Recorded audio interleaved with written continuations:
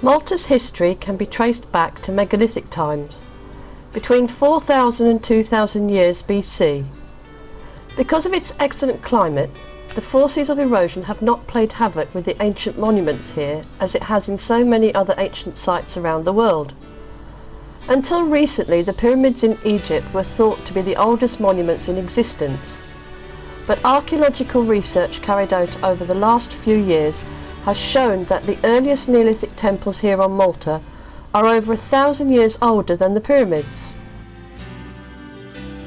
In the middle of modern structures in the small city of Tarxien, which imperceptibly merges with Paolo, lie the impressive remains of the largest Maltese temple complex, which consists of 6 individual temples built between 3,800 and 2,500 BC.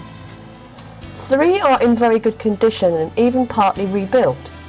From the remaining 3, only traces remain. One first enters the forecourt of the so-called southwestern temple.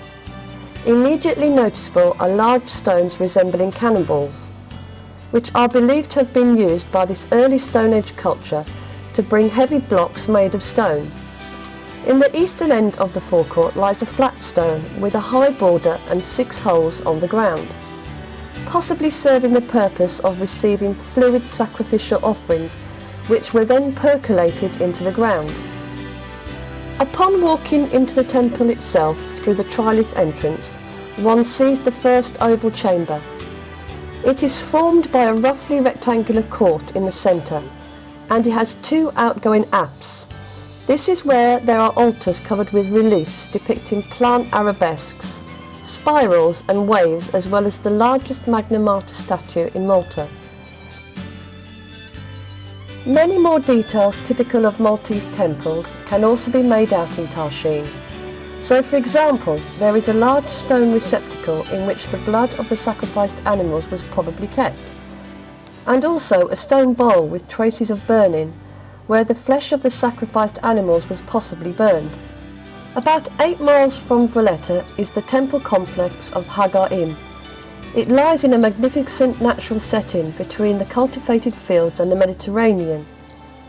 It possesses all characteristics that identify the Maltese temples of the early Stone Age.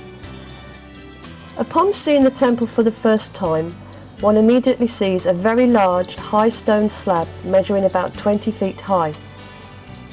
Was it perhaps an ancient symbol of fertility? The facade of the main temple in Ħaġar Qim is not only impressive due to its large size, but also because of its beauty.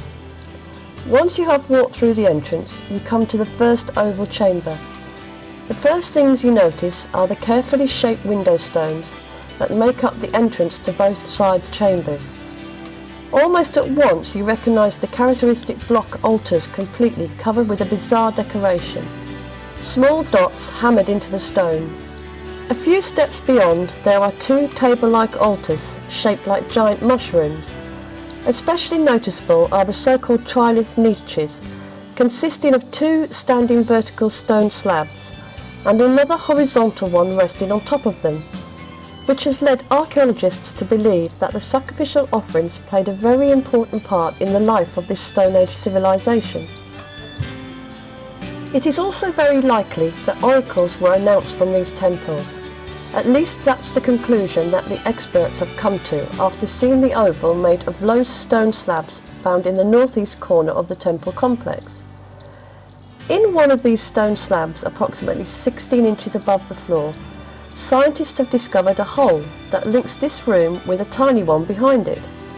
It is probable that an ordained priestess once sat here and made announcements to those who had gathered in the adjacent oval. This temple in Malta stands 500 metres to the west of Ħaġar Qim, on the edge of the promontory facing the sea and the rocky islet of Fifa. It is built of the hard coralline limestone and has withstood weather well, and today presents a rugged appearance. It is the most evocative and atmospheric of Malta's temples, comprising of a complex with 3 temples centred on a near-circular forecourt. The small temple to the northeast is a simple trefoil in design with restored wall and a torba floor. It has an unusual triple entrance which has been copied on a larger scale in the next temple. The middle temple is in fact the last to have been built. It is a 4 apse and niche design and is unusual in having an enormous 3-metre high portal slab, now broken, as its main entrance, though with a second doorway beside it. Its apse have walls of orthostats of modest height topped by a horizontal course. These are similar in each having a tall trilithon altar at the centre and a pillar-supported altar on the left. The lower temple has a largely intact facade and bench, the former extended by a freestanding wall. Through the portal can be seen an altar supported on a central pillar.